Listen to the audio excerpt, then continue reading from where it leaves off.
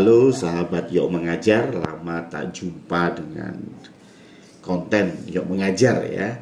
Tapi hari ini saya akan mengomentari dua video ya, yaitu video dari channel YouTube Denny Sumargo ketika dia podcast dengan Tri Anomali, dan satu video lagi dari channel Tri Anomali tentang wawancaranya dengan malaikat ya. Yang kedua link video ini akan saya taruh di deskripsi. Siapa tahu teman-teman, sahabat-sahabat mau ngecek juga, mau lihat juga ya. Saya mau membahas hal ini karena ada yang bertanya kepada kami.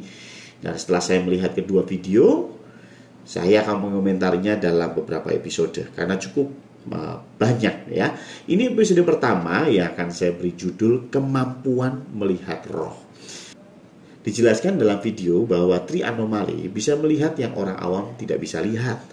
Mulai dari bisa melihat roh, bisa melihat malaikat pencabut nyawa, bisa melihat karakter orang, dan lain sebagainya ya.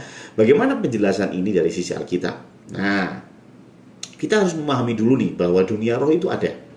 Di dalam Alkitab banyak bicara tentang roh. Beberapa ayat ini menunjukkan bahwa roh itu ada.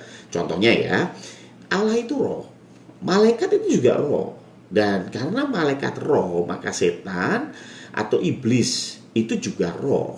Karena setan atau iblis adalah malaikat yang memberontak terhadap Allah. Jadi pada hakikatnya setan atau iblis itu malaikat ya. Nah, lalu apakah benar ada manusia yang bisa melihat roh? Tentu ada. Secara fakta kita bisa melihat fenomena yang ada di masyarakat. Bagaimana beberapa orang bisa melihat roh. Tetapi di dalam Alkitab juga ada beberapa orang yang bisa melihat roh. Bukan hanya beberapa, bahkan banyak tokoh-tokoh di dalam Alkitab yang bisa melihat roh. Contohnya nih, Musa, saya kasih ayatnya. Ada Paulus juga ya, bagaimana mereka bisa melihat dunia roh begitu ya. Dan tidak hanya itu, kalau kita mau baca di dalam Alkitab, banyak sekali. Gideon bisa melihat malaikat. Nah, malaikat kan roh ya. Kemudian Bunda Maria juga bisa melihat malaikat ya, dan Tuhan Yesus bisa melihat setan ya, iblis ketika Tuhan Yesus dicobai ya, Matius 4 dan juga Lukas 4. Artinya ada banyak orang yang bisa melihat roh ya di dalam Alkitab. Nah, kemampuan melihat roh itu adalah karunia, talenta, atau bahasa kita bakat ya. Jadi memang benar ada orang yang memilikinya hanya sekejap, hanya dalam situasi tertentu. Ya pas aja Bunda Maria diberikan bakat atau diberikan talenta untuk bisa melihat malaikat Gabriel ketika malaikat itu datang menghampirinya. Oke, memang ada yang memilikinya hanya sekejap ya. Contohnya misalnya dalam Alkitab yang jelas itu sekejap adalah kisah turunnya Roh Kudus ya, kisah para rasul pasal 2. Kisah ini ceritanya ketika Roh Kudus turun di atas murid-murid, kemudian murid-murid itu mulai khotbah. Yang menarik, mereka khotbah dengan bahasa-bahasa asing. Bukan bahasa yang tidak bisa dimengerti, tetapi bahasa-bahasa yang bisa dimengerti, tetapi bahasa asing. Nah, ditulis di dalam kisah para rasul, pasal 2 ini, mereka ini berbicara dalam bahasa Partia, Media, Elam, Mesopotamia, Yudea, Kapadokia, Pontus, Asia, Frigia, Pamfilia, Mesir, dan bahkan Libya. Ya, ini mereka berbicara dalam bahasa-bahasa itu. Kenapa mereka berbicara dalam bahasa itu? Karena ternyata pada waktu Pentakosta, hari turunnya Roh Kudus, ada banyak orang-orang Yahudi yang berkumpul dan mereka dari daerah-daerah ini. Ya, ada yang datang dari Elam. Karena itu murid-murid berbicara dalam bahasa Elam sehingga mereka kaget. Wow, loh mereka ini kan orang Galilea, bagaimana mereka bisa mengerti bahasa Media, bisa mengerti bahasa Mesir. Nah, rupanya dalam sesaat Roh Kudus kasih karunia mereka bisa berbahasa asing gitu ya. Sehingga orang yang ada di situ bisa mengerti apa yang disampaikan oleh para murid. Nah, kisah ini juga pernah diceritakan seperti kisahnya Pak Pendeta Stephen Tong ya. Pak Pendeta Stephen Tong pernah berkata bahwa dia pernah ada KKR di Rusia, ya, dan pada waktu itu memang masih komunis masih sangat kuat sehingga mereka harus sembunyi-sembunyi mengadakan KKR. Nah, ketika itu Pak Stephen Tong hanya bisa bahasa Inggris, ya, karena itu mereka perlu seorang penerjemah untuk menerjemahkan ke dalam bahasa Rusia. Nah, hari pertama aman, hari kedua aman, hari ketiga rupanya penerjemah ini nggak datang-datang. Waduh, Pak Stephen Tong dapat kabar bahwa penerjemahnya ini ditangkap sama keamanan sehingga nggak bisa datang. Waduh, Pak Stephen Tong bingung ini. Waduh, gimana? Nggak ada penerjemah. Nah, karena itu Pak Stephen Tong langsung khotbah, dia omong bahasa Inggris. Ya sudahlah, karena ya tidak ada yang menerjemahkan dan firman Tuhan harus disampaikan.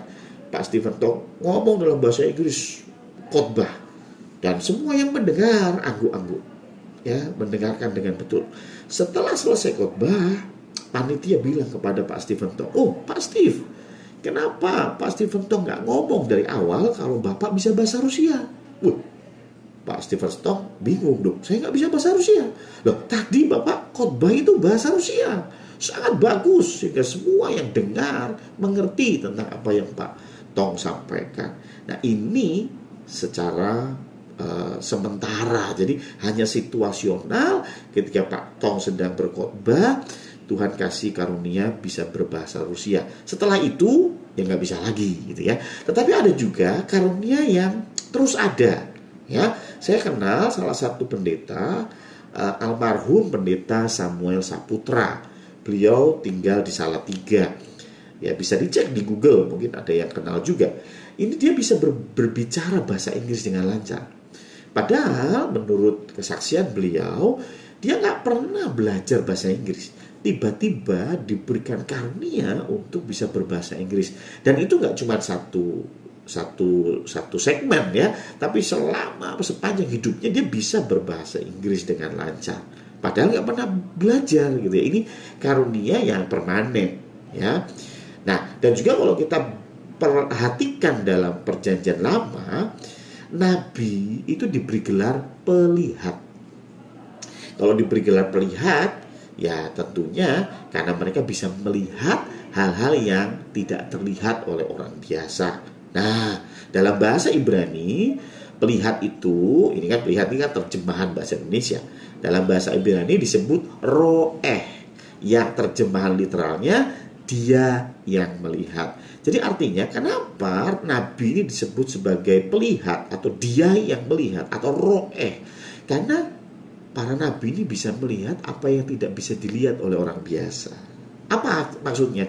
Nabi bisa melihat alam roh, ya. Dan itu nggak cuma sesekali tetapi seterusnya. Makanya dia disebut sebagai pelihat.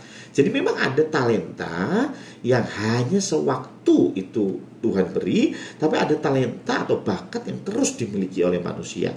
Termasuk dalam konsep melihat roh. Ada yang hanya pas saat itu, ada yang permanen. Dan karena ini bakat, tidak jarang ini diturunkan, ya. Misalnya papanya seorang komposer musik, biasanya anaknya memiliki bakat yang sama, ya, atau cucunya memiliki bakat yang sama.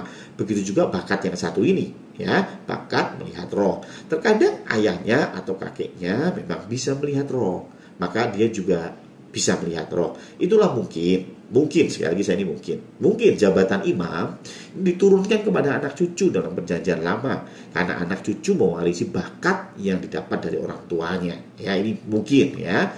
Nah, dari mana saya bisa mengatakan bahwa melihat roh adalah karunia?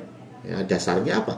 Ini ada di ayat 1 Korintus 12 ayat 10, di mana dikatakan ada karunia membedakan roh.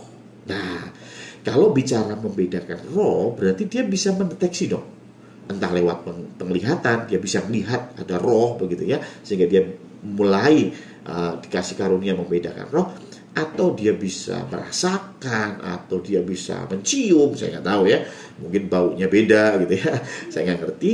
Tapi intinya kalau ada karunia membedakan roh, berarti orang tersebut bisa mendeteksi roh, ya, supaya bisa dia bedakan, ya.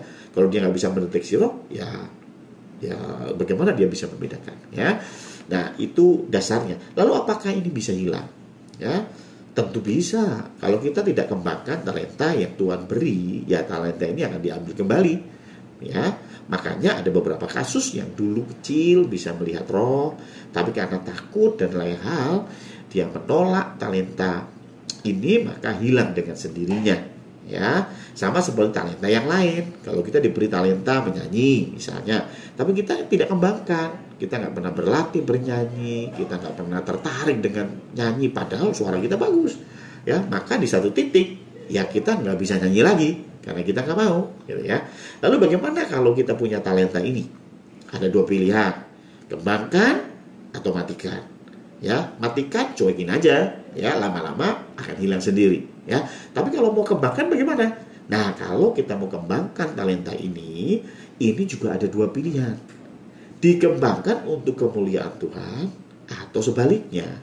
Sama seperti talenta atau bakat yang lain, ada orang yang berbakat untuk berorasi. Wah, ya, kalau dia ngomong itu sangat memberi semangat kepada pendengarnya. Ini bisa dipakai untuk memprovokasi kerusuhan, ya, atau dipakai untuk membangkitkan para pejuang untuk bertempur melawan penjajah seperti yang dilakukan Bung Karno, ya. Dan yang paling dasar dari talenta ini adalah karunia membedakan roh. Dia harus belajar untuk membedakan apakah ini roh dari Allah atau roh dari iblis. Jangan berpikir bahwa kalau bentuknya jubah putih bersayap, bercahaya, wah ini pasti dari Allah. Dan yang menyeramkan, penuh lendir, ya, warnanya gelap, ya, taring dan lain sebagainya, ini pasti dari iblis. Enggak juga.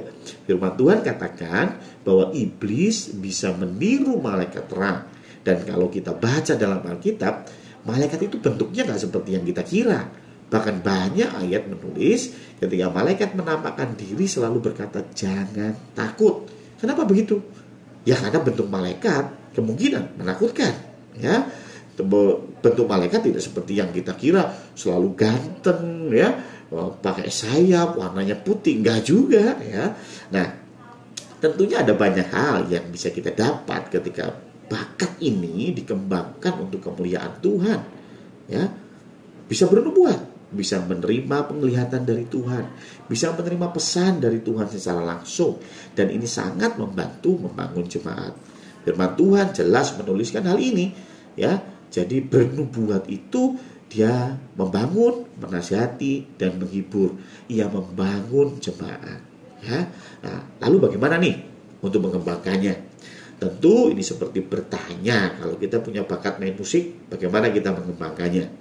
Ya jawabannya harus banyak berlatih. Bisa berlatih secara otodidak, ya, atau berguru. Nah, guru ini yang menentukan Anda akan menjadi pemain musik yang lagunya, karyanya berkata senangnya dalam hati kalau beristri dua, atau lagu yang lain berkata cinta satu malam. Wah, ya. Atau juga ada lagu lagi berkata buka sitik Joshua. Aduh, ya. Apakah lagu-lagu seperti ini akan menjadi karya cipta Anda atau menjadi seorang pemuji yang karyanya akan memberkati banyak orang? Ya, ini tergantung gurunya, ya. Kalau gurunya modelnya ya yang pertama tadi, ya pasti lagu-lagu Anda gak akan beda atau gak bakalan jauh dari, ya, percintaan yang sesat, ya. Tetapi kalau guru Anda adalah orang-orang yang takut akan Tuhan, tentu Anda akan mengikuti jejaknya. Karena guru adalah idola. Guru adalah role model bagi muridnya.